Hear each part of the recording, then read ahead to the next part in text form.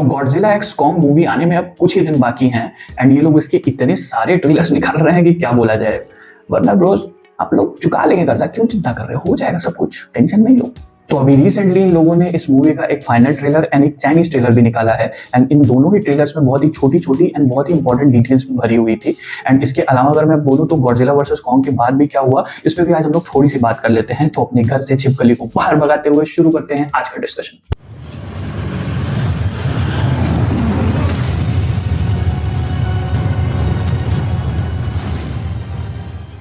मोटा मोटा ये हिसाब है कि गॉडजिला जब हाइबरनेशन के लिए एक जगह पे जाएगा, वो जो आइस वाली जगह ट्रेलर में हमें दिखाई दे रही है, तो वहां पे जो टाइटन तियामत है वो पहले से मौजूद होगा। अब आपके मन में सवाल आएगा कि टाइटन तियामत कौन है। तो अकॉर्डिंग टू द कॉमिक्स जो टाइटन तियामत है वो एक स्नेक एंड ड्रैगन का मिक्सचर टाइप टाइटन है एंड ये बहुत ही ज्यादा साइज में बड़ा एंड बहुत ही ज्यादा पावरफुल है। तो इससे जो हमारा गॉडजिला है वो हो सकता है फाइट करे एंड ये जो फाइट है हो सकता है कि हमें मूवी में दिखाए। एंड फिर चाइनीज ट्रेलर के अकॉर्डिंग हमें एक फाइट गॉडजिला एंड सिला के बीच में भी दिखेगी जो कि रोम में टेक प्लेस करेगी। अगर आपने चाइनीज ट्रेलर देखा है तो आपको समझ में आ जाएगा।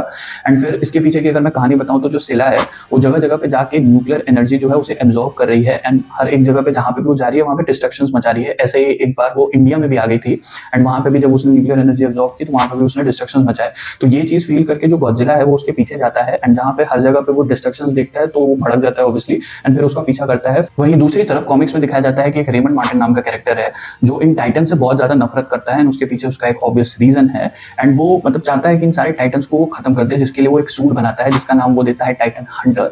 एंड वो इस सूट को लेके हॉलो अर्थ में जाता है जहां पे उसका जो इंटरेक्शन होता है वो एक स्पाइन क्रोलर नाम की स्पीसीज से होता है। फिर वहीं पे उसकी फाइट होने लगती है। वहीं दिखाया जाता है कि दूसरी तरफ जो हमारे कॉन्ग भाई साहब है कुछ खा रहे होते हैं एंड उसे इस फाइट का जो है ना वो खबर उनको पहुंच जाता है। तो वो वहां पे जाते हैं उस जगह पे एंड जो ये सूट है उस पे और मतलब इस पे जो हमारा कैरेक्टर है रेमंड उस पे हमला कर देता है एंड उसके बीच में फिर इन लोगों के बीच में थोड़ी सी फाइट चलती है एंड फिर कॉन्ग ऑब्वियसली पावरफुल तो निपटा देता है हमारे सूट को।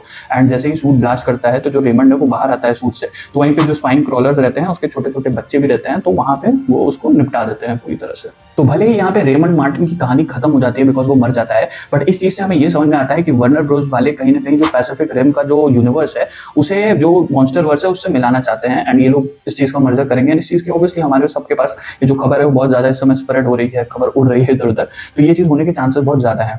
वहीं दूसरी तरफ जब गॉडजिला जो है वो उस पर सिला पे भड़कता है तो वो उसका पीछा करता है तो वो वहां पे रोम पे पहुंच जाता है। अब ये जो रोम वाली फाइट है वही हमें मूवी की स्टार्टिंग में दिखाई जाएगी जो कि हम चाइनीज ट्रेलर में देख भी सकते हैं। तो आई एम तो रियली एक्साइटेड फॉर पर्टिकुलर इस फाइट के लिए। तो मैं बहुत ज्यादा एक्साइटेड हूं और सारी की फाइट के लिए ऑब्वियसली मैं एक्साइटेड है। इसमें बहुत सारे मॉन्स्टर्स आपस में लड़ने वाले हैं, मारो एक दूसरे को, बड़ी बड़ी छिपकलियों को और मॉन्स्टर्स को लड़ते हुए देखने में किसको नहीं मजा आता है। फिर ट्रेलर में और भी डिटेल्स हैं जैसे स्कार किंग का साइज जो कि कॉन्ग से बहुत ज्यादा छोटा लग रहा है एंड वहीं टाइटन शीमो का साइज कॉन्ग से बहुत ज्यादा बड़ा लग रहा है। तो इससे कंपैरिजन तो हमें समझ में आ रहा है, बट वही है स्कार किंग इतना छोटा क्यों लग रहा है।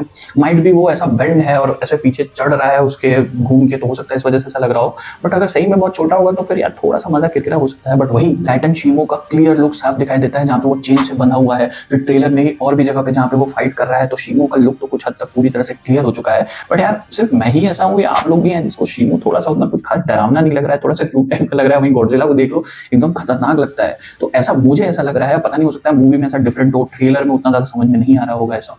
फिर एक चीज तो क्लियर है कि ये जो स्कार किंग है वो टाइटन शीमो को किसी तरह से कंट्रोल कर रहा है एंड जहां तक इतने सारे ट्रेलर्स को देख के समझ में आया है तो ये जो क्रिस्टल है वो कहीं ना कहीं इससे मुझे लगता है कि वो जो टाइटन शीमो उसको कंट्रोल कर रहा है एंड जैसे ये कंट्रोल खत्म हो जाएगा फिर गॉडजिला एंड कॉन्ग मिलकर इसकी धुलाई करने वाले हैं अच्छी तरह से। एंड मुझे ऐसा पर्सनली फील होता है कि जो टाइटन शीमो है वो बुरा नहीं होगा, बस वो जब तक उसके कंट्रोल में होगा तब तक उसके अकॉर्डिंग सारी चीजें कर रहा होगा। बट जैसे ही कंट्रोल खत्म हो जाएगा तो वो अपने से ही चला जाएगा बिकॉज उसको हराना भी बहुत ही एक मतलब ऐसे बहुत ही बड़ा लग रहा है वो देखने में वगैरह में, तो पावरफुल भी है तो ऑब्वियसली उसको हराना तो मुश्किल होगा। तो मुझे ऐसा लगता है कि प्लॉट कुछ इसी तरह से काम करने वाला है जहां पे वो चला जाएगा एंड ये दोनों मिलकर जो गॉडजिला एंड कॉन्ग है फिर मिलकर स्कार किंग की धुलाई करेंगे बुरी तरह से।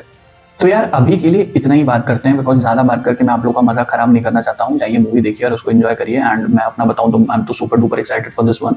एंड आप लोग भी अपना जो भी थ्योरीज आप लोग को ऐसा फील होता है तो आप लोग कमेंट में मेंशन कर सकते हैं। एंड जाने से पहले प्लीज चैनल को सब्सक्राइब कर दें एंड देखते रहें मुझे यानी मूवी शेफ को।